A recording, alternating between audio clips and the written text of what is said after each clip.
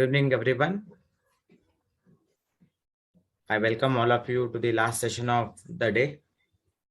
So today we have with us Mr. Vibhu Anand, who is founder and head of operations at Scient Technologies, New Delhi, India.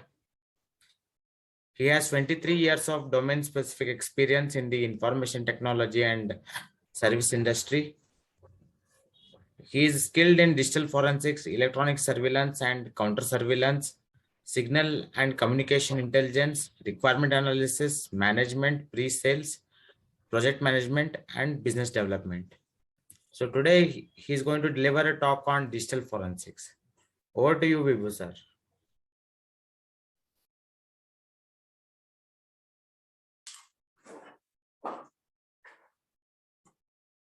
Yeah, thank you very much. So I hope some more people will join and we can wait for a while, or you can start, sir. They will join soon, and we are also sharing the recording with everyone. So that's not a problem. Great. So I just want to confirm that whether my screen is also visible to you. Yes, sir, it's visible. Okay, thank you very much. So good evening, everyone. So just thank you everyone for coming at this particular time and attending this particular session. And I would like to thank everyone, including our college, KLS GIT, and all the members who are the active members and attendees who have taken this kind of initiative to bring so many people at this particular platform for knowledge sharing. And this is very important. And I myself, Vibhu Anand, I've done my engineering from the same college and passed out in 1995 from computer science. And at that particular time, we were not having, in fact, we are into the era of where we are doing a lot of things online. And during that particular time, when we have done our engineering, we were not having an internet or even the mobile phones at that particular time.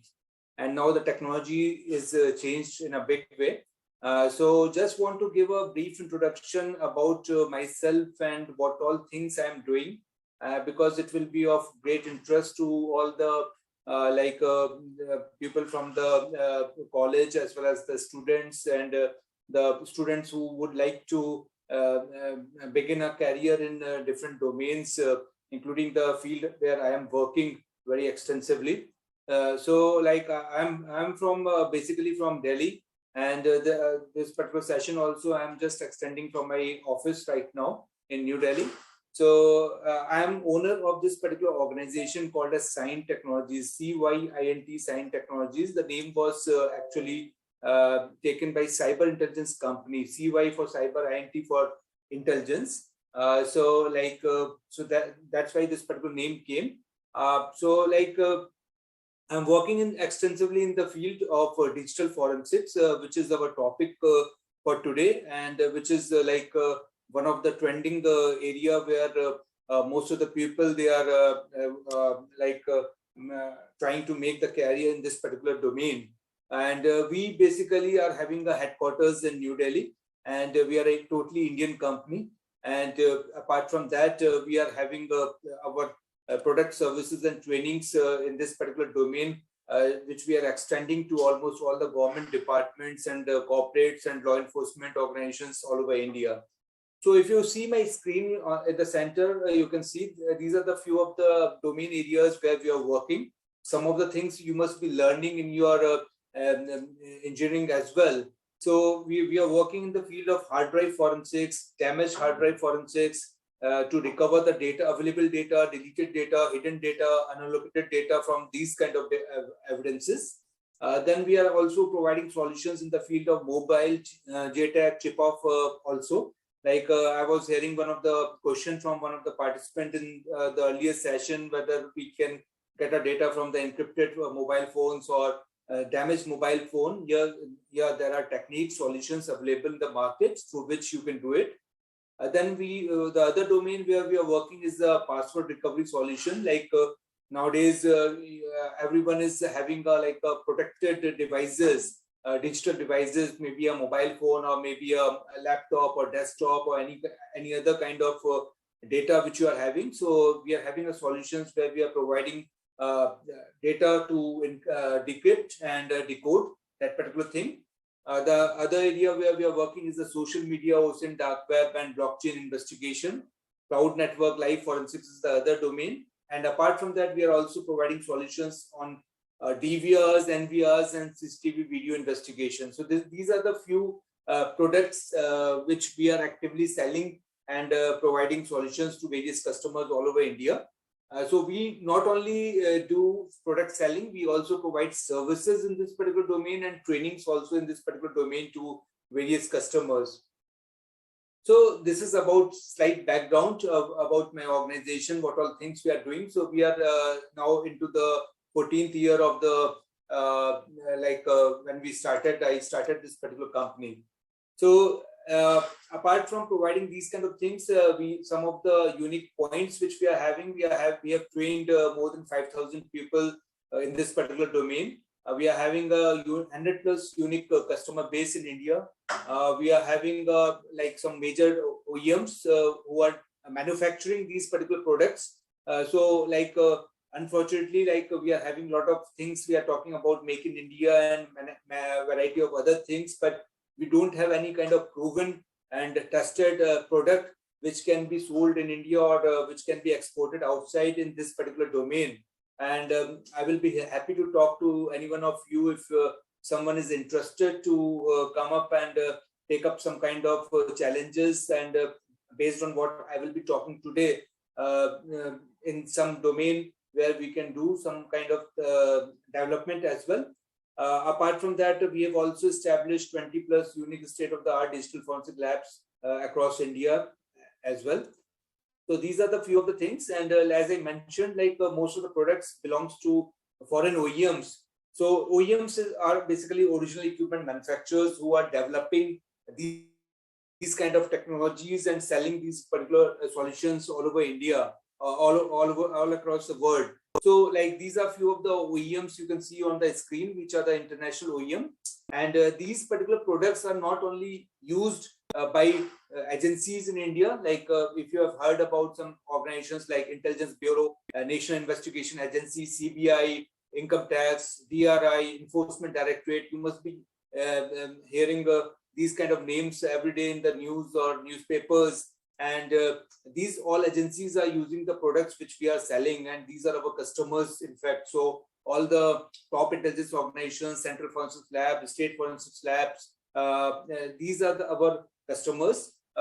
So like you can see, like here, some of the name of the customers to whom we are selling these kind of products and solutions. So Army, Navy, Air Force, all the intelligence organizations, all the central state labs, state forensic labs, all the state police organizations, special task force, anti-terrorist squad, and like big fours like KPMG, Deloitte, EY. These are our customers, and we are having penetration all over India. In fact, we are having few installation in Belgaum as well, under the one of the Karnataka Police CEN project. And these are few of the customer base. And we generally, when we talk about the solutions and products in this particular domain, so we always believe that man behind the machine is very important. And this particular session which we are having today, or the sessions which you attended in this particular program, so these are very important when you want to groom yourself. So like most of the people who are working in our organizations, they are possessing variety of international certifications, like there are certifications in hard drive forensics, there are certifications in mobile forensics, like how to investigate a SIM card or mobile phone or a satellite phone or a GPS device and get the relevant data from that particular devices. Then we are having some kind of certifications on like CHFI, then some cryptocurrency investigation certifications also. So most of the people working in our organization, they are having these kind of additional certifications also, so that they should be able to deliver and provide effective product and training and support to all the customers. So as I mentioned in my initial screen, like a few of the areas where we are working strongly, digital forensic. So we are having some kind of forensic workstations. So these forensic workstations are basically used for these are not a normal workstations like a Dell or HP kind of workstations. So these are specialized forensic workstations where you are having some requirement as per the government entities, so that any kind of evidence which you are collecting or seizing or acquiring from a crime scene, so you can connect that particular thing in a forensically sound manner. So we are having some kind of digital forensic workstations. So we are having around 400 plus installations of these particular machines all over India. Then we are having some kind of devices called as write blocker kits, hard drive and mobile handled devices, password decryption solution, and all these particular things which I mentioned initially. So like these are the few of the certifications which we are also extending to many individuals or corporates or the government employees, so that they can enrich their knowledge in this particular domain of digital forensics. So CHFI, you must be already aware and must be available at your end also in your city as well. So this is by EC Council. This is one of the foundation course if you want to groom yourself or you want to enter into the field of digital forensics. So this is one of the basic fundamental course which is must and is comprehensively designed, which is vendor neutral also, which one should possess. And this particular certificate you can always gain when you are doing your engineering or any other thing. So it can be done part-time or full-time as well. Apart from that, there are many other courses. These are the specialized courses. Once you start your career, then only these courses will be beneficial. Otherwise, these are slightly costly courses, but it is giving a very in-depth knowledge about the digital forensics. Then there are some certificate for the password breaking also, if you want to enter into this particular domain and learn something about the tips and tricks and tactics, how to handle variety of passwords or crack that particular password. So this is the certificate for that particular purpose. So like we are here in at the presently everything is so much digitized. We are here for like we are talking, everyone is talking about something like a digital India, digital world, and like there are many technologies on which we are working extensively and which are the emerging technologies also. So one of the technologies is the cryptocurrency forensics, where we are strongly working these days, because crypto is something which is very much sort of a fad kind of thing. Everyone is talking and using, whether that is whether they are aware or unaware about the legality of that particular thing, but everyone is talking and started using also. So we are having some kind of solutions where we can do some kind of cryptocurrency investigation to find out from where this kind of transaction is happening. So it is very easy to find out the transactions which are happening through banks, but the cryptocurrency, we don't have a proper system here in India at present. So we are having some kind of solutions using that. You can find out these kind of investigation you can do on cryptocurrency.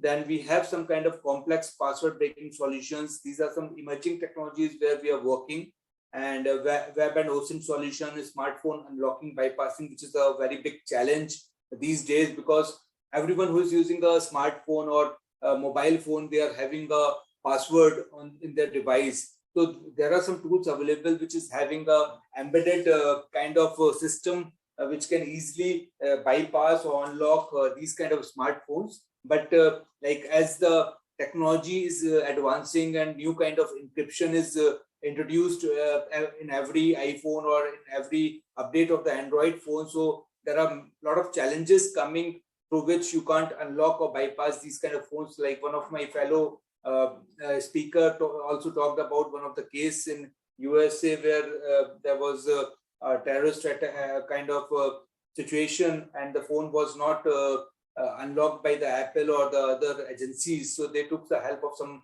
third party. So we are also working in this particular domain, how to unlock the smartphones, which are like challenged these days. Then blockchain, IoT, and dark web. So these are also the emerging technologies where digital forensics is having a very important role to crack the cases.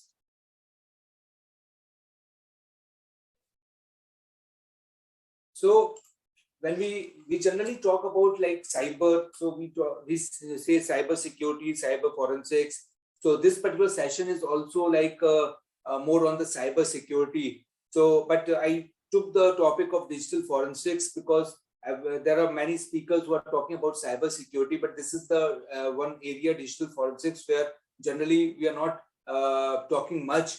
But this is also a sort of a part of the this cybersecurity domain only. So in the cybersecurity, we are talking about something related to offensive or defensive kind of techniques, or you can say a proactive approach to enter into some other domain or to protect your data from any kind of hacking happening or any kind of breach happening, basically. But when we talk about cyber forensics, so in the cyber forensics, what we are doing, we are basically, it is a reactive approach. So after the incident is like happened, so you want to investigate like how that particular thing was done by the suspect or by the culprit, and you want to get the relevant information. So it is a reactive approach, or you can say it is a post-mortem where you want to investigate. So cyber forensics is the area where we are working. So we generally also term this particular thing as digital forensics. So it is a new smoking gun in your investigation. So I hope some of the people here must be studying this particular discipline, like digital forensics in their in this particular curriculum of your college. So like, but I will just take some touch base on this particular thing. So the forensic science, basically it is the application of scientific knowledge and methodology to legal problems and criminal investigation. Okay, so like there are many domains which are there in the in a traditional forensics or normal forensics when we talk about. So it encompasses of cybercrime investigation, biological evidence, it can be trace evidence, impression evidence, controlled substances, ballistic, digital cyber, and multimedia. So there are many areas where this particular thing is there, but we'll be talking and focusing on digital forensics, which is my core area of working and domain, and which is also very much trending. So generally we use the term digital forensics or cyber forensics, or we also use as computer forensics. So more or less these all things are synonymous to each other. So it is basically digital forensics starts with collection of information in a way that maintain its integrity. So integrity is very important in this particular area, like when you are doing any kind of investigation. And when generally we say that digital evidence is very delicate in nature, like you are getting any kind of evidence from a crime scene, or if you are getting a digital evidence from a crime scene, so there is a difference basically. So we generally call that thing is very delicate. I'll talk on that at a later stage. So this is like a definition kind of thing about digital forensics. It is a branch of forensic science where we do identification, collection, acquisition, processing, analysis, and reporting. So this is a sort of a chain basically which we have to follow, and where you have to these are the variety of steps. Like suppose you are going to a crime scene, suppose you say that there was say theft in some building. So what you will do, you will try to identify the variety of the situation, then you will try to collect the variety of evidences, then you will acquire the data from that particular thing, then you will process, analyze, and make the report. So this is the entire chain which you have to follow, so which you have to do it in a data stored on a computer or digital devices or any kind of other digital storage medium. So the identification, preservation, examination, and analysis of seized digital evidences are done using scientifically accepted and validated process, because all these particular things which you are doing from a crime scene or in your lab or at any other place, that has to be produced in a court of law, and to prove it that whatever you have collected or acquired or analyzed or produced is valid or not. So, like, these are the few of the domains where we talk about digital forensics. So already covered like disk forensics, data extraction, field triage, mobile handheld forensics, then password breaking, cloud email forensics, e-discovery, social media forensics, CCTV, DVR, cryptocurrency forensics. So all these particular domains are the part of the digital forensics. So these are the few of the examples of variety of cyber crimes which are happening all around. So there is a sort of espionage. It can be a industrial espionage, corporate espionage, nationwide espionage, or kind of thing. The theft of intellectual properties, manipulation of data or code or some kind of thing, Trojan horse attack, malware attack kind of thing. Structured query language attack, brute force attack, phishing, spoofing, denial of service attack, cyber terrorism, cyber defamation, cyber warfare. So these are the few of the situations where this kind of cyber crimes are happening, and where when we are collecting the variety of evidences from the crime scene, so we have to bring digital forensics in the picture. So in digital forensics, we generally talk about the digital evidences. So evidences which are in the form of which are storing the data in a digital form. So digital evidence is any digital information which is received from computers, audio files, video recording, digital images, or any kind of some like SIM card or mobile phone or a memory card or a CCTV cameras or drones. So these are all evidences where the data is stored in a digital form. Okay, so these are basically so these are few of the pictures and the more detailed data, like where you are having a sort of digital evidences in different forms. So we are having some kind of volatile evidences. We are having some digital non-volatile evidences. So like you are having memory, network connections, and running process, open files. These are volatile evidences which will be having a like a temporary shell life. So maybe they can finish after the system is rebooted, or if the cable is disconnected, or maybe whether the system is restarted kind of thing. And then you are having a non-volatile data where you are having a physical hard drives, USB storage, floppy disk, CD, DVD drives. So these are the variety of non-volatile data.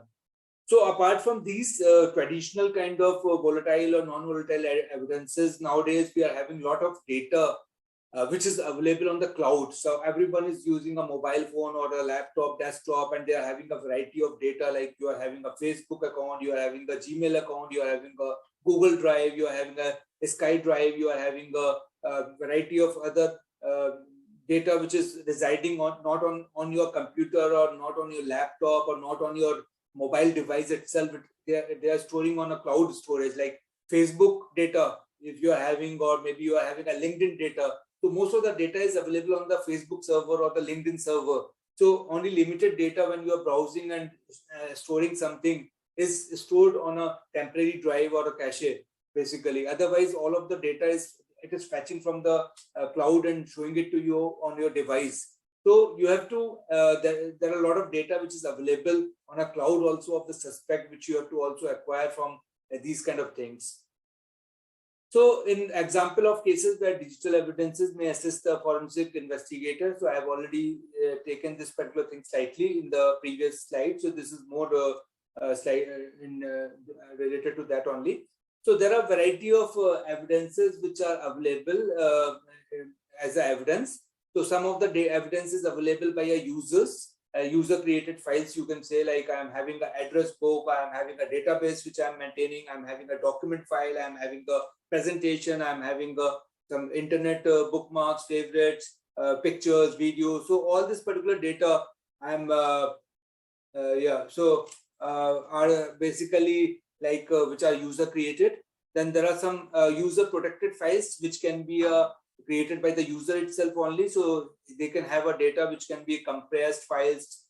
Maybe he misnamed the files. Maybe it's a doc file, but renamed that particular file as a PPT or a exe or as a zip to slightly misguide the investigator. Then the person can have encrypted files, password protected files, hidden files, and they can use some kind of steganography kind of technique to hide the data as well. Apart from that, you can also have when you are doing any kind of digital evidence. So there are a lot of files which maybe the user is aware or not aware about. If he's not tech savvy, maybe he's not so much aware. Like sometimes when you are connecting the iPhone to your laptop, so automatically the backup is created sometimes, which some users they are not aware about. So there are some computer created files like a backup files, log files, configuration files, printer spooler files, cookies, swap files, system files, history, and temporary files. So these are the places where the data can be residing, which can be helpful to do the investigation. So great, some of you are already using learning this digital forensics as an elective subject. Great to hear this particular thing. So these are there's a difference between non-digital evidence and digital evidence. So non-digital evidence can be something which I'm showing here in the picture form, like I'm having some kind of document, like maybe you can see my video as well, I believe. So this is like a non-digital evidence, something which I have seized from a crime scene, and which is something handwritten or something printed, and which my witness 1 or witness 2 can see and sign it on the document or panchnama, which generally is happening in the investigation. But so these are the few examples of non-digital evidences which you can produce. So these are also, I talk about the traditional evidence, like when we talk about some kind of evidence, like I'm having a glass of water in my hand right now. So this particular glass of water, you can always see this evidence. Okay, you can feel this particular evidence. You can measure the diameter of this particular evidence. You can also measure the height of this particular evidence, color of the glass, color of the liquid, the weight of this particular evidence also. So all these parameters can be easily observed, and you can easily mention in your document about this particular evidence. So if I'm taking a sip from this particular glass, and the level of the water will go down, so that observation also you can find out that this particular evidence is like slightly tampered, or the integrity is compromised, or maybe maybe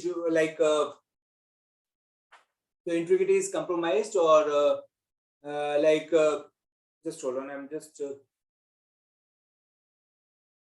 okay. So if there is any tampering or not in this particular digital evidence, this can be observed externally. Okay, but when we talk about something like evidence which is in this shape, like a shape of hard drive, PATA hard drive, SATA hard drive, SSD drive, SCSI hard drive, or a SAS hard drive, or a USB hard drive, or USB disk, or a memory card. So if you are seizing this kind of digital evidence, so it is not feasible for the investigator or anyone to find out the exact data which is available here. You can only find out it is a USB drive which is printed something like a HP or SanDisk or something like that, or maybe 8 GB or 16 GB, or red in color or white in color. So all these particular parameters you can identify. But if I want to ask you, like, how many document files are there, or how many XLS files are there, or how many PDF files are there, how many pictures are there, how many videos are there, this particular data you can't identify externally. So for that particular thing, you have to connect this particular digital evidence and find out the relevant data from this particular evidence. Okay, so this is a slight difference about the digital evidence and non-digital evidence. So you can see here on the screen some kind of differences between the digital evidence and non-digital evidence also. So like you can read, no need to elaborate on this particular thing. I've already covered this thing in few sentences. So like digital evidences, when we talk about, so as I mentioned, these can be in variety of shapes, sizes, like your wrist watches, which are smart watches, your mobile phones, your laptops, your PDAs, your desktops, your hard drives, your CCTV cameras, CDs, floppies are not much in use, but you never know when you are going to a crime scene what kind of, we have seen, like in some situations we are getting the old floppies also, which we used to use it in our college time. We were not having an internet, or we were using we used to call PC XT and PC AT machines at that particular time. There was no hard drives in the computers when we have done our engineering. We used to boot from a external floppy drive machine, and then used to do some kind of programming on the machines. But nowadays the things are so much changed, and there's all digital evidences available everywhere. So a lot of digital data is available. So like when we talk about some rules of digital evidences, so these are few of the 5 principles, like understandable, admissible, authentic, reliable, and complete. So they are must if you want to use that particular thing, the evidence, as admissible in a court of law. So it should be understandable. Evidence must be clear and understandable to the judges. Admissible, evidence must be related to the fact being proved. Authentic, evidence must be real and appropriately related to the incident. Reliable, there must be no doubt about the authenticity or veracity of the evidence, and it should be complete. So we are also talking a lot of things about IoTs, Internet of Things. As so much of evidence is available everywhere, like you are sitting on your desk, maybe at home, or maybe in your college, or at some friend's place. So if you see around, so you will see at least 5 to 10 different devices which are having a digital data stored in that particular devices, basically. So if suppose some crime is happening at that particular place, so you are having a variety of devices which are where the digital evidence is stored.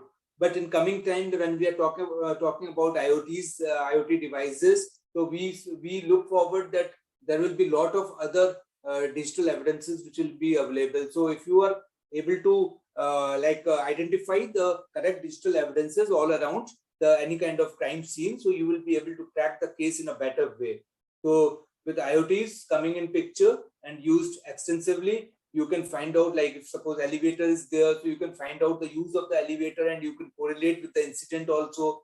If suppose there is some kind of usage of water, even like suppose there is a place where some usage of water is there, so you, based on the usage of water, you can find out whether the person was staying at that particular premises or not in last 7 days or not. Or maybe usage of energy, usage of any kind of triggering of air condition, or a oven, or a microwave. So based on these kind of like some logs or some kind of records also, you can identify or you can crack some kind of cases as well.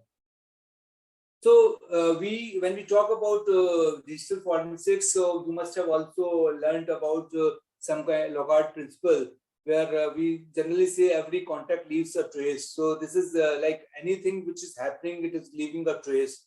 So this is one of the place, like if you are just an example, like if you are connecting a USB drive on your computer and you want to copy some kind of data, like you must have seen the some kind of movies like a Kahani or 3 Idiots or some similar kind of movies where somebody is connecting a USB drive to steal the data or to copy the data. So like every incident which you are doing it on a computers or internet or any digital devices, so it is leaving a trace behind. So you can have some kind of logs where you can find out the VID or PID number of the USB drive, and you can find out the make and model of the device which was connected to that particular computer. So similarly, a lot of things are there which can be done to investigate and crack the case.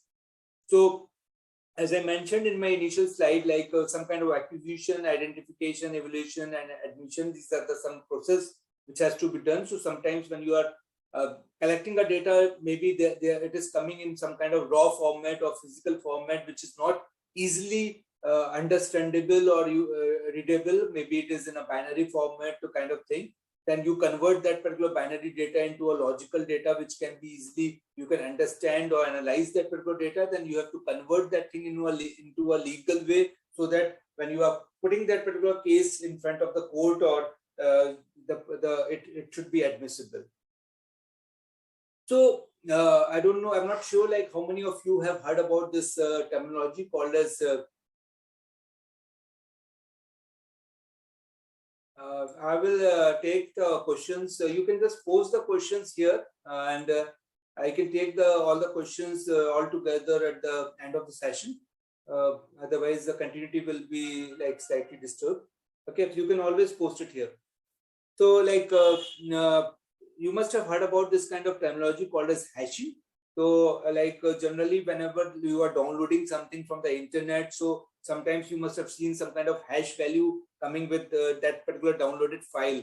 So, what it indicates? It indicates that the data which is available on the server, from where you are downloading the data, and the data which you have downloaded or copied onto your local machine is exactly same or not, whether there is any kind of error, or there was some kind of sort of a checks it will be doing. So it will give you if both the hashes are same, it means that what is available on the server and what is you have downloaded is exactly same.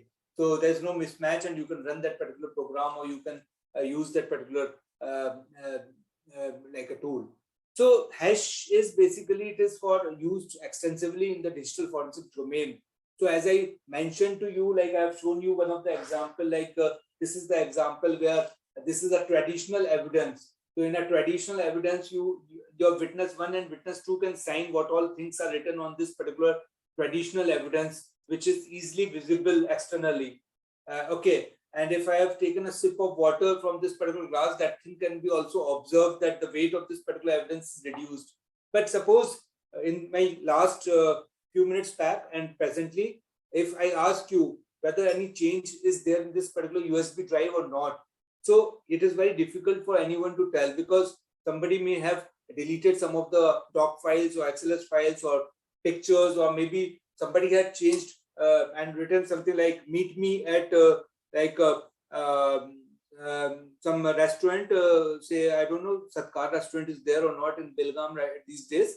So meet me at Top in Town. So it is, or meet me at Satkar. So somebody had changed that particular thing or not. So this is not externally visible. Okay. So how to identify what you have seized from a crime scene and what you are producing in the code is exactly same. So in that particular thing, we use hashing. So I'm not saying that hashing is a 100% perfect solution. Till date, it is very much. But in coming time, we are facing some challenges with the introduction of solid state drives, which is using a different way of storing the data and reading the data and writing the data. So, but still, we are using a traditional mechanical drives, or sort of a SATA drives or PATA drives or USB drives. This is having a good evidential value. So hashing is basically a digital fingerprint which will create some kind of alphanumeric value of your evidence. So whenever you are connecting giving any input to this particular hash machine or hash algorithm or the software or the hardware, it will give you the output. So whenever, if you have not tampered anything, every time whatever input you are giving, it will give you the exact same hash value. So if the hash value at the time of seizure and when you are producing the code is exactly identical, it means the investigating officer or the organization, they have not tampered any data. So integrity of that particular evidence is intact. Okay, so it is not compromised. Or if the hash value is different, in that particular case, there will be a change. So I will just cite one of the example here. I'll just try to open one of the this website. So there are so many other websites also. If I type here something like a hello, so you will see there is a SHA-2 SHA-256 hash algorithm. It is used. So this is the value which is given against hello. So which is starting from 2C and ending with 2F. If I add something like hello Q, so you will see the hash value is changed. Now again, I go back to and remove Q, and hello is there. So you will see the exact same earlier, which was there, the hash value is coming. So if anything I am typing here, so if I am doing anything on a data, so accordingly the hash value of that particular evidence is changing. So every file can have a hash value, every text can have a hash value, every picture can have a hash value, every entire hard drive or entire pen drive or a USB drive can have a hash value. So you can calculate the hash. So this hash value will remain same, maybe today, after 6 months, after 6 years, after 10 years, if you have not done any tampering in that particular digital evidence. So this was a simple example of hash value calculation of a text. You can there are some softwares available, you can find out from the internet, where you can give a file as an input and you can see the result of the hash value of that. And if you will not do any tampering, the hash value will remain same. If you will change any single bit also of that particular hash about that particular evidence, the hash value will change. So these are the few of the different hash algorithm. You can see it on my screen, like something like a MD5, SHA-1, SHA-2, SHA-384. So these are the different kind of hash algorithms. So maybe a different software, different tool, different hardware using a hash algorithm can have a different kind of tools you can have. But every tool, if suppose tool X is using MD5 and tool Y is also using MD5, so whether you process with tool X or tool Y and they are using the same algorithm, so and every source will have a similar hash value.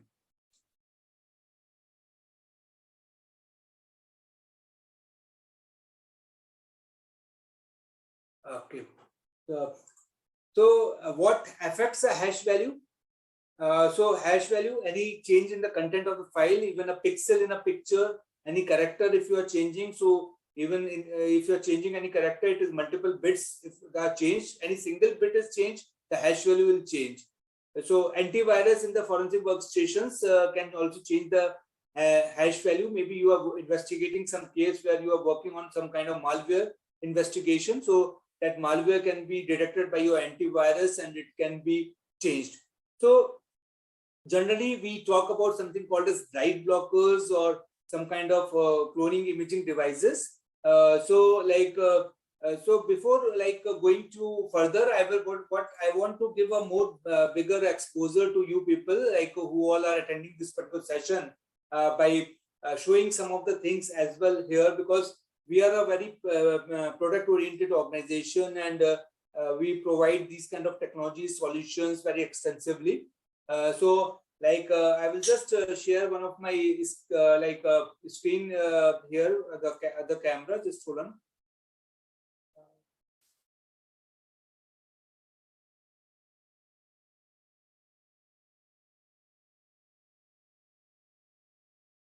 So you can see I'm just highlighting one of my device which is called as write blocker. So can you just switch the camera there? Yeah. So this is we are having a different variety of write blockers available. So I'm not sure whether you are aware or not. So generally when you are working on a desktop computers, they are using a SATA hard drives, SATA, which is working on a serial technology, serial advanced technology attachment. And 5, 7, 10 years back, so these particular hard drives were not SATA hard drives, they were called as a PATA hard drives or ID hard drives. So similarly, whenever you are working on any kind of evidence, you can have a SATA hard drive, PATA hard drives. If you are seizing any server hard drives, it can be a SCSI hard drives or SAS hard drives. And similarly, you can have a USB pen drive or USB hard drive. So you here on the screen, you can see this is a write blocker. Okay, write blocker, WRITE, write blocker. So anything which is allowing to write anything on the evidence, it will block. So we also call write blocker as a write protector. We also call that particular thing as a read-only device. So this is one of the device which is we are calling as a write blocker. So what I will do, I'll just in case of if I'm connecting this is my digital evidence. Okay. So if I am connecting this digital evidence directly to my computer, so in that case, what is going to happen? I'm basically this device is working in a read and write mode. So knowingly or unknowingly, I am reading and I am writing the data also on to that particular device, because it depends upon that particular device. It depends upon my operating system. It depends upon the various applications which are running on my computer. So maybe knowingly or unknowingly, my evidence can be tampered. So what I have to do? So I will connect this particular evidence to this kind of small write blocker, which is very easy, handy to use. And if you people are good in some kind of hardware development also, some of the devices can be developed here in India also. So like what I'm doing, I'm connecting this digital evidence to the this write blocker. So you can see here on my screen where I have this pop-up has come with this particular drive. So if I go and I want to do any kind of deletion or something, so if I right click here and I want to delete some files, so here you can't see the delete option.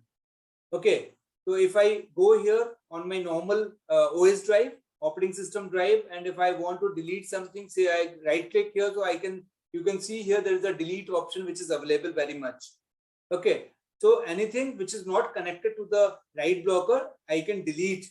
But the thing which is connected to the write blocker, if I right click, so there is no delete option coming. So it is not allowing me to do anything which can tamper the evidence. So deletion is basically tampering the evidence. So it is not allowed. Similarly, if I want to right click and say format, so I want to, maybe knowingly and unknowingly, I am formatting this particular thing. So if I want to do a format, so this kind of pop-up will come. The disk is write protected.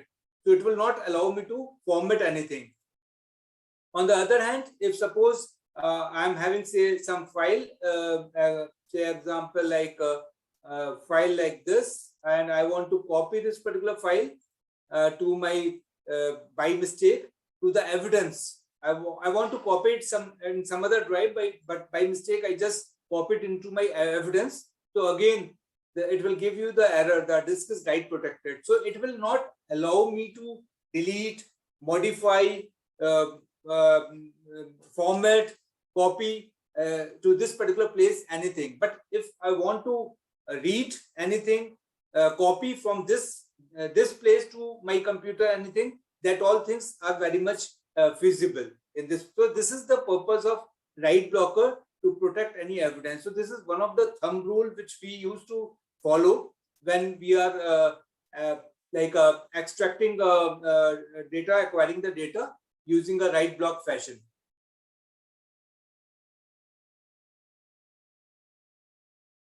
I hope you all have seen this particular thing in a live condition. Okay. Then there is something called as we call something like a there are few thumb rules when we talk about digital evidence. So one of the thumb rule is basically to use a write blocker. So whenever you are connecting any evidence, you should use these kind of write blockers. So this is first thumb rule. Second thumb rule is basically whenever you are seizing any evidence, so what you have to do, you have to make a copy of that particular evidence. Okay, so how to make a copy of that particular evidence? What you will do, you will just go and select all the data here, right click and click on copy. So all the data which is there in the evidence, and then you can have a blank hard drive, or you can have a sort of a blank any like location where you can copy all this particular data. So here in this way you can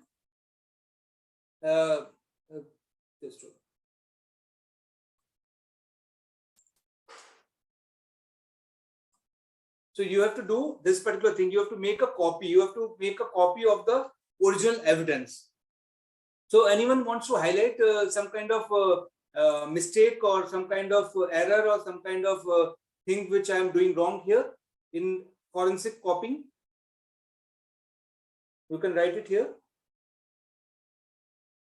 So what error or what mistake I am doing it here is basically I am only copying the data which is logically I can see. okay, which my device, which my operating system, which my computer is allowing me to see. So apart from available data which I can see, there is something like a hidden data. Okay, there is a hidden data, there is a deleted data, there is a formatted data, there is a unallocated data which may be available in the digital evidence. So in this particular process, this is not a right thing. This is not a forensic copy. This is not allowed in digital forensics. So you have to make a, like one of my person mentions about the Norton ghost. You have to make a forensic copy. Forensic copy is something like a imaging and cloning of the original evidence. I'm not sure, some of you must have heard about something like a dolly sheep, which was a biological clone developed by one of the country. So maybe in coming time we can have a human clones also.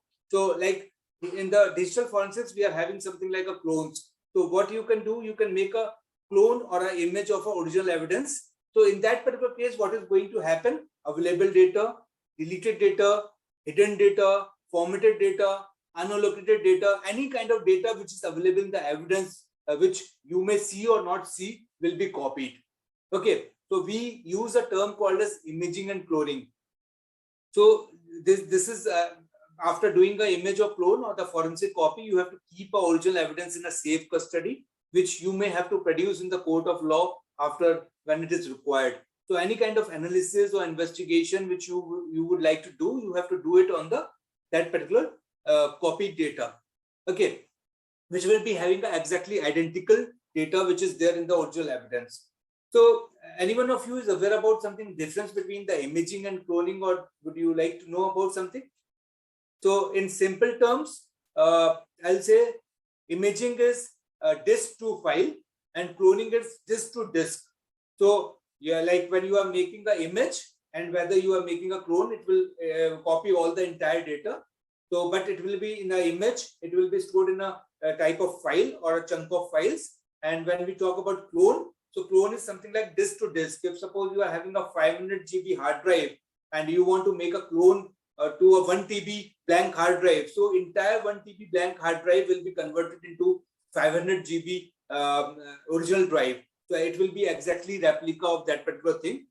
So that will be a difference between image and clone, and there are many other differences also, which I'm not covering it here right now. Okay, so these are the few of the some steps or some rules to acquire the data from digital evidences, like disconnect, keep, connect, hash, image, clone, secure location, examine, standard tools, virtue. So these are the few things which you have to follow when you are doing any kind of data acquisition, which is very important. This we are covering extensively. And before going to further, I will also like to show some kind of handy device here in the video, where you can see one of the, I will not demonstrate, but I will just showcase that particular thing because of the limitation of the time. So like you can see here on my screen, there is a device which is here. This is a forensic imaging device. Yeah. So this is a standalone forensic imaging device. You don't require a computer or anything. You will just give a power to this, and this is a source side. Source side means where you will be connecting the evidence. Evidence can be a SATA hard drive, it can be a PATA hard drive, it can be a USB, it can be a SSD, it can be a network, it can be a Apple devices. So you can connect variety of devices here on a source side. And on the other side, this is a destination drive where you want to make an image or a clone. Okay, so this is a standalone device. You will just give a power to this particular device like this and put it on, and there will be a very user friendly. Even any person at a like a police station level who is not very tech savvy can use this particular product and make a copy of forensic copy of the original evidence using this particular device. So this is called as forensic imager. You can make 1:1, 1:2, 2:4 kind of thing. So there will be something like a duplicate. The person will press here, few steps will come, and using this particular device, you can make a image or clone of the original evidence. So I just want to highlight there are some differences when you are deleting, formatting, and wiping. So if you are deleting the data, we can always recover using variety of hardware and software tools the data. Even when you are doing a shift delete also, then you can get all kind of data. Then apart from that, formatted data can be also easily recovered. So we can always recover the data which is formatted from the hard drives or USB drives or any other kind of devices. But when you are doing a wiping, so it basically wiping is something like a overwriting. Like if suppose so it will overwrite on the existing data. So when you are doing there are some wiping standards like Department of Defense, US Department of Defense, or US Navy, NAVSO. So these are some kind of wiping standards which are used in wiping devices. So if you are wiping any device, so you will not be able to recover the data from that particular device. So if you want to secure your data properly, so you have to wipe, not delete or format.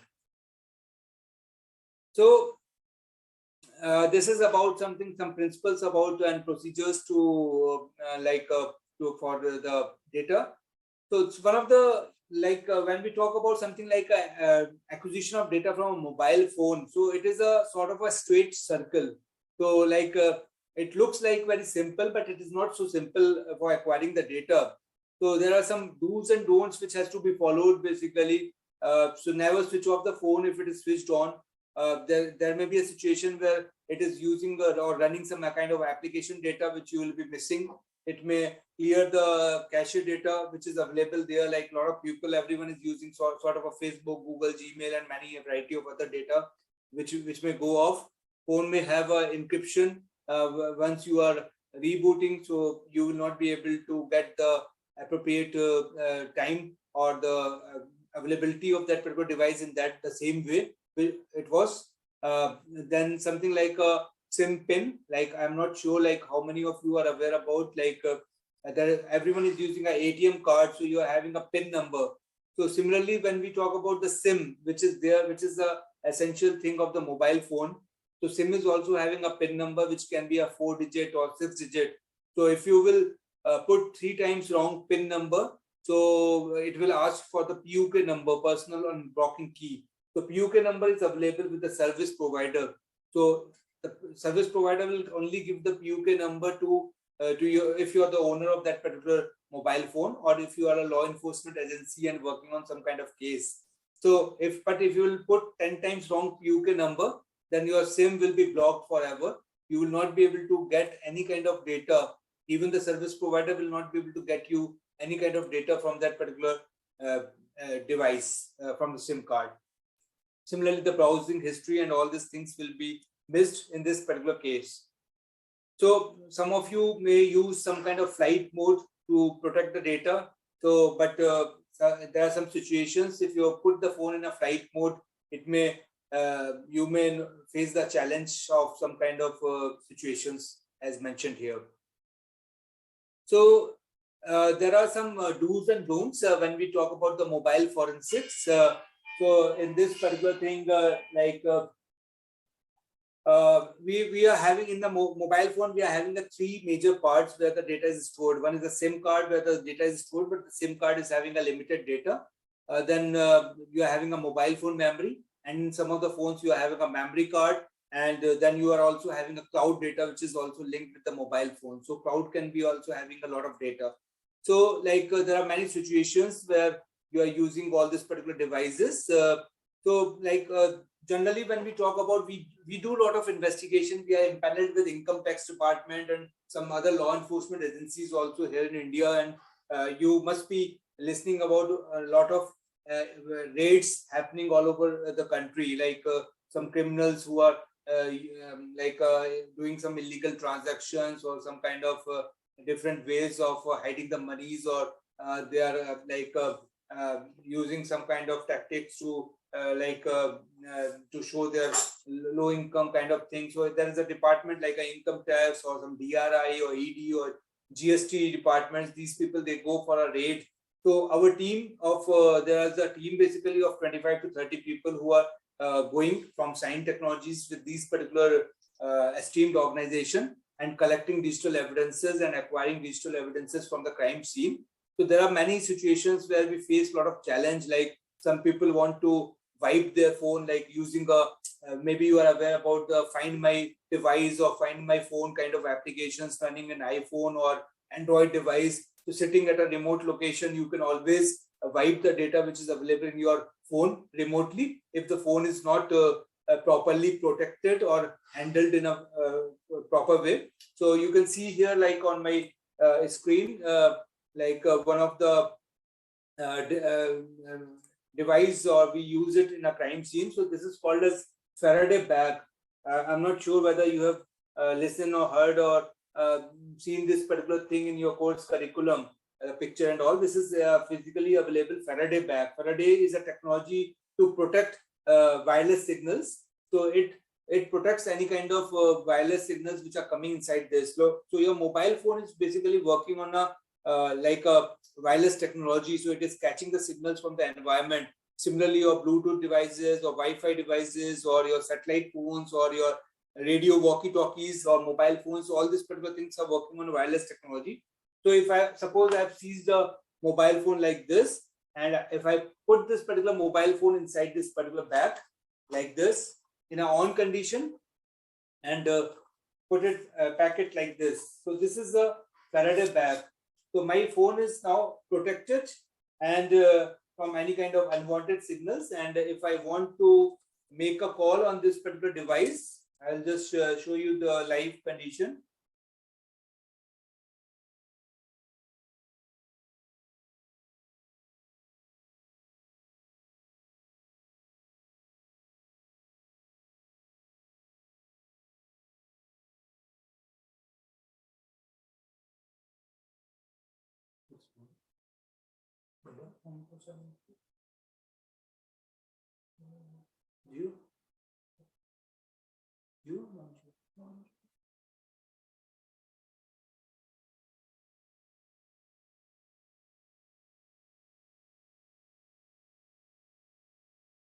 Okay, so I'm calling this particular number.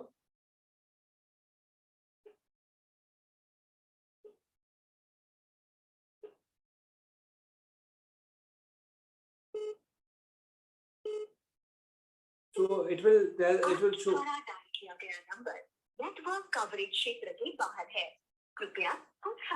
Okay, so it will tell whether it is out of network coverage or it is unreachable.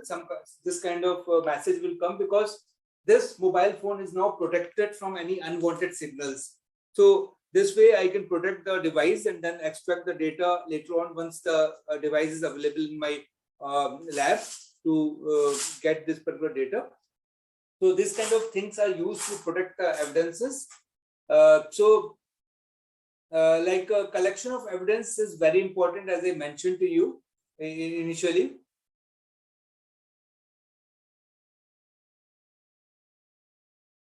Okay, I'll just take the questions in coming time. I'm like Rakshit is having a lot of questions, so we'll cover the questions shortly.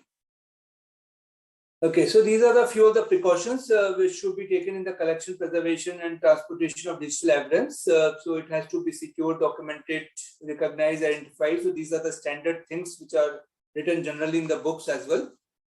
You can always gather this kind of information from the many other books as well. Okay, so there's a starting from this is a documenting and reporting, which is very important. So maintain a copy of chain of custody, including the notes, dates, times, and description and results of action taken. So all this particular process has to be followed. Okay. So like as I mentioned, so we are providing a lot of digital forensic services, and these are the few of the tools which are used worldwide. So these are not tools which are used by us or by the government agencies of India. These are, if you say FBI, CIA, Mossad, UK Metropolitan. So any kind of government agencies worldwide, they are using the similar, more or less, tools for any kind of digital forensic investigation. So for forensic imaging of hard drives, the people are using Tableau TX1, TD2U, write blockers, then workstations are used, some kind of digital forensic softwares are used. like Magnet Axiom, Forensic Explorer, OS Forensics, FTK, in case. So these are the very popular. Some of you have mentioned this thing in the chat also, few of the names. So these tools are used. And for extracting the data from the mobile phones, one is using like AMSAP, XRY, Sulfite, Oxygen, Mobile Edit. So these are the most popular tools which are used worldwide. Something for live forensics, because there are many situations where when we are going to the crime scene, the target is working on a computer full day, morning 10 a.m. till 5 p.m. But when you are investigating the hard drive, you're not getting the data, because most of the data the target is storing on some cloud or some third-party location or third-party server. So you can use some live forensic tool to investigate such kind of situations as well. A lot of data is residing on the cloud, so there are tools available for cloud forensics as well. Then you are having a lot of big data, so these are the tools which are used for big data analytics kind of thing. So there are a lot of challenges also in digital forensics, like encryption, steganography, anti-forensics, legal challenge, cross-border kind of thing, like jurisdiction. So a lot of things are there which are still there in a lot of in digital forensics. So just this was about something related to the technology solutions, what kind of offerings are there, what kind of challenges are there, how to handle that kind of things in this particular thing. And I believe like a lot of you are from the students, maybe want to make a career in this particular domain, maybe in cybersecurity or some similar kind of domain. So I will say that digital forensics is one of the trending thing, and which is very much in demand. So this is something I would like to have added, especially for you people, few slides which will be helpful to you. So college grad to digital forensicator. So how you can follow these particular things to become something like a digital forensicator. So what recruiters are looking for. So I would like to highlight there is a acute shortage globally for in the field of digital forensics. So there is so much of demand for the skilled people in this particular domain. Okay, so as I mentioned initially in one of my slides, that IoT is also coming in a big way. So there will be a lot of exciting times where there will be digital evidences available everywhere. So this is grooming. This is going in a big way. So similarly, the investigation is also going in a big way. So there are 4 basic steps to begin your DF journey. DF means a digital forensics journey. So you have to understand the difference between cybersecurity and digital forensics. You have to find the right resources to learn digital forensics. You have to practice the concepts in practicality with the help of some freely available tools, or maybe if you are having a context, to get some kind of paid tools also. Then top of that is basically some kind of certification which will give you a value addition when you are passing out from your college and joining anywhere. So you are having, apart from your traditional engineering degree or post-graduation degree, you are having some kind of specialization certificates also, like CHFI is one of the certificate which is essential in this particular domain and which is very much accepted as well. Then our approach here will be we will be me as a owner of this particular organization and working in this particular domain for almost 14 years can help some of you to lay the foundation in this particular area. We can also guide towards the actual path, and also we can produce market ready and qualified forensic professionals as well. So how we can do this particular thing is basically we can just tell you from where all, few of you were having some questions related to this resources to learn digital forensics. So these are the few of the places where you can go and learn about the digital forensics. You can take a screenshot of this particular slide. So there are some URLs, and there are some kind of journals which are available through LinkedIn or through other mediums also. And you can join these particular forums or journals also and get day-to-day updates in this particular domain. These are the few of the courses which are freely available, and you can learn and explore some courses in this particular domain as well. Then there are some practice basics with open source tools as I mentioned, cloning, imaging, hashing, confidentiality, integrity, availability. All these concepts which are there of digital forensics can be learned using these particular open sources, and these can be easily learned by and practiced if you are having in this particular domain. Okay, and there are a lot of online courses available, and just want to highlight that don't rush for all the online courses available. Some of the courses are not very relevant. You should review all the courses, how that particular courses help to the individual to make the career and path in this particular domain. So you should review, then only you should join these kind of courses, or you can get in touch with me or some other people who are working in this particular domain and get it vetted whether that is correct for you, for your career path or not.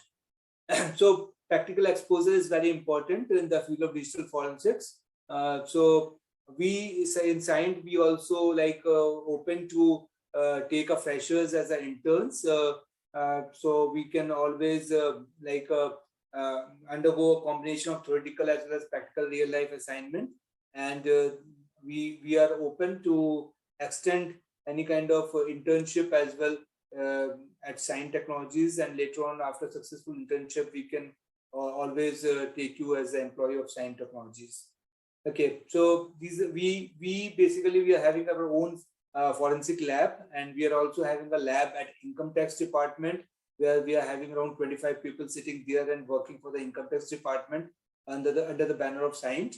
And we handle all kind of stuff like a server data, desktop, laptops, mobile phones, crypto data, or any data, CCTV data which is coming in different forms on our day-to-day basis. So you can plan your certification and which will increase the chances of landing your favorite job by many times. Okay, we also believe in some authentic certification, as I mentioned to you earlier. It will validate your candidature and cements your position as well. So I will also highlight that I've seen few of the presentations earlier. So some of the names were highlighted who are working in the field of cyber security. A lot of people are known to us. So you can also make a few of them or a mentor so that you can get a guidance from these people who are available on LinkedIn or different kind of platform and giving lectures in the field of cyber security and this digital forensics domain time to time. There are some self-proclaimed experts also, so you have to just stay away from them. And as I mentioned, we are also ready to hire the people. So show us that you have the basics covered and that you are prepared to give utmost dedication to the domain, and we can invite you as to work as an internship here. And then you can prove yourself, and we can offer you an exciting opportunity here at Scient as well. Okay, so just want to highlight what if as a forensic investigator, what you have to do. You have to determine the extent of any damage done during the crime, recover data, everything in a forensically sound manner. You have to ensure that evidence is not damaged, maintain its integrity, tampering is not done, guides the official carrying out the investigation, uncover the truth, kind of thing, reconstruct the data, acquire the data, analyze the data, prepare the report. So these all things are the part of the forensic investigator. So we are having a punchline of our organization called as "Human keep secret, computers don't." So this is very much true. Like there are many situations where the suspect is not revealing the information, but when we are getting a gadgets like a mobile phone or a desktop or laptop or any kind of device of a suspect, so we use these particular evidences to collect and acquire the data and get the data from this particular thing. So this is my contact information. If you would like to connect with me or with my office on this particular thing. And I will just take some time to take few questions, or if any one of you wants to any one-to-one talk, if you want to have that, that thing is also open.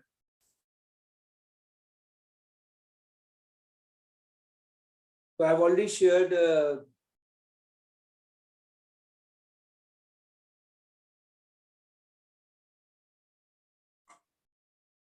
so if your device is tampered or not, basically that thing you can, as I mentioned, if you are producing that thing in a court of law, so you have to maintain the like a forensic procedure, like you have to take a hash value of the evidence and you have to make a chain of custody of that particular evidence, and when you are producing that thing in a court at that particular time, if the hash value is exactly identical, so it means it is not tampered.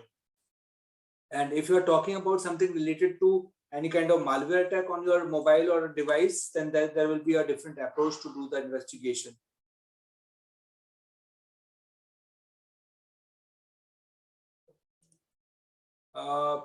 Open source cloud forensic tools. So we have shared few of the open source links to you in my earlier slide. So you can refer to that particular thing to get the information. FTK analyzer and ProDiscover used in professional investigation. Yeah, FTK is having two kind of options available. If you go and go to the Google and search for something like a FTK imager. So like you go and search for FTK imager. So FTK imager is a free tool. So it can do few of the things. It is a very good tool to do some kind of hands-on. So you can just go to website like FTK Imager, and you can download this particular software from this particular site, accessdata.com. You have to just punch few of the your name and email ID, and you can download this FTK Imager from here. You can see here, and you can download here. So the FTK Imager is a free tool which is having some kind of features. So I will show few of the things, like what all things you can do it for using the FTK Imager if it is installed here. So yeah, it is. So like I'm running this particular software, and I believe you are able to see the screen. So if you want to acquire any evidence, so you can make an image using this. So you just select this, you can choose physical drive, logical drive, image file, and you can make a image of that particular drive using this particular tool. I have a shortage of time, otherwise I should have demonstrated this also. This particular tool is having few more features, like you can capture a memory. Suppose you can run this particular software in a USB drive as well, and you can connect that particular thing, and you can give a destination path where you want to store, and you can say capture memory. So all the memory dump of that particular machine, like a 4 GB, 8 GB, 16 GB, or whatever RAM is there, you can acquire using this particular tool. Then there is an option called as obtain protected files. So maybe you are aware about that some kind of Windows files, like a SAM files, where your password is stored and many other data is stored. They are encrypted and stored somewhere. So you can use this particular feature of the FTK Imager to obtain the protected files, and then you can use some kind of software. Like I'll be showing one of the software which is installed here in my machine called as Password Kit Forensic. So this is a software. Using this, you can decrypt, break, or the passwords of variety of situations, like doc file, XLS file, PDF files. You want to break the password, you can use this particular thing. You want to analyze the memory, you want to see the Windows password which you have obtained using the protected files, you can unprotect from this particular thing. You can also decrypt BitLocker, TrueCrypt, PGP, File Vault 2 also using this. You are having some kind of Android backup, you can recover passwords from that particular thing. Windows password, if suppose somebody is using a Windows machine and there's a password in that, and without asking the password, you can create a bootable USB or CD, and you can break into that particular machine and copy the data or delete the data or whatever you want to do. So all these particular things can be done using this particular tool.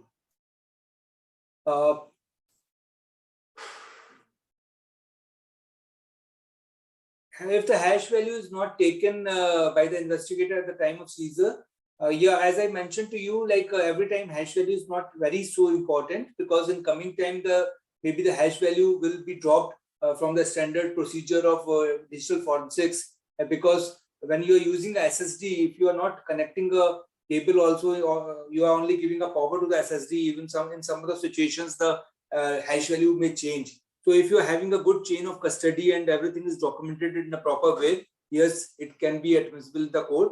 So anything which is challenged in the code, you have to address that particular thing. Law enforcement agencies recover the deleted chats from Instagram, Facebook, or WhatsApp server. If you are when I'm seizing a device from you, maybe a laptop or a desktop or a mobile phone, and you are deleting any data from your device like a WhatsApp chat messages or anything, so that thing can be very easily recovered using some tools. So there are some mobile forensic tools called as Cellbyte, UFED, MSEP, XRY, which are extensively used by almost all government agencies in India also. And using that particular thing, you can recover the data.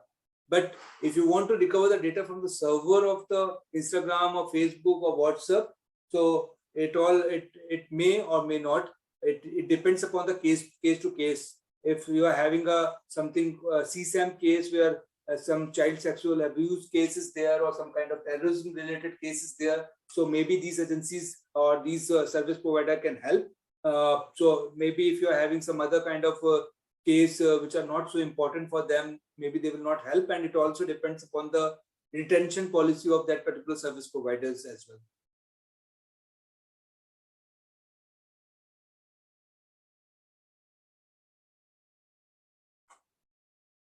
So when we talk about the mobile phone recovering of data or decoding the data from a protected phone or encrypted phone, so we generally say a term called as it depends.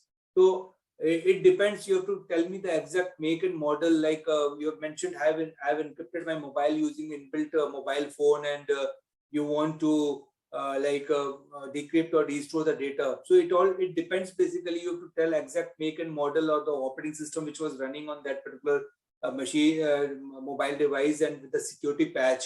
So based on that, we can give you the exact answer whether it is feasible or not.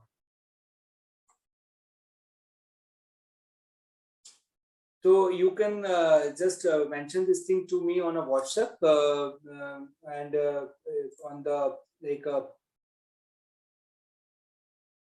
my WhatsApp number is also it's not mentioned here.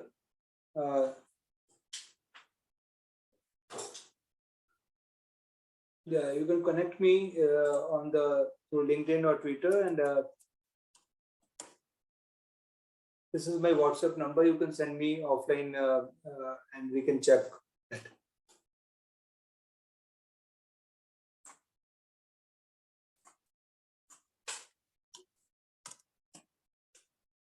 So I will request the organizers, if they want someone to unmute and to have some one-to-one discussion or something, or anything else which can be discussed here. So Vibhu, it was a wonderful talk. You highlighted many aspects of digital forensics. It was really interesting talk.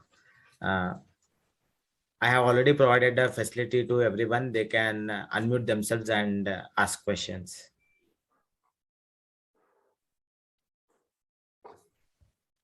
Meanwhile, I have one question. Say, for example, nowadays we know that artificial intelligence is a buzzword today, and many people are speaking about AI and its applications. What if an AI application commits crime? So how forensic will come into picture here and find the evidence, and who will be held liable? So there are a lot of things in this particular thing. So there must be some person behind running that kind of situations. So it is sort of a thing which has to be like there will be a legal questions, legality behind this particular thing, and there will be a logs, there will be a lot of other things which will be available in that particular AI devices or machines, basically from where it has been done. So we have to study that particular thing to analyze such kind of situation and to uncover the truth basically behind that. Yeah. Thank you. Yeah. I asked this question because I was doing a PG diploma in cyber law and cyber forensics from National Law School. Okay. So there I had chosen a topic, legal possibility of regulating AI. So there I came across several issues. Okay. Yeah.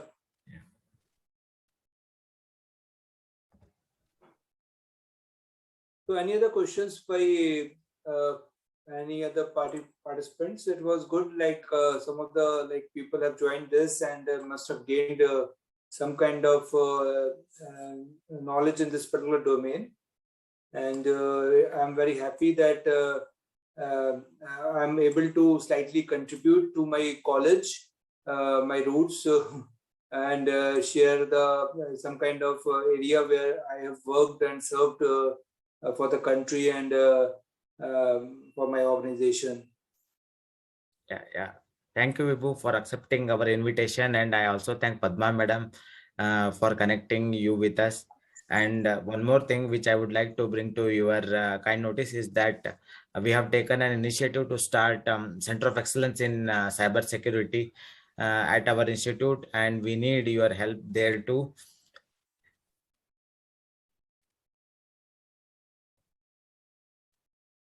Hello, you're not audible now.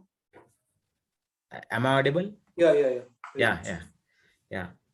So it was a very useful talk, because many people are not aware of different opportunities available in the digital forensics field. So I thank from on behalf of my institute and on behalf of organizing team for giving such a wonderful talk. Thank you, Vibhu. Thank you.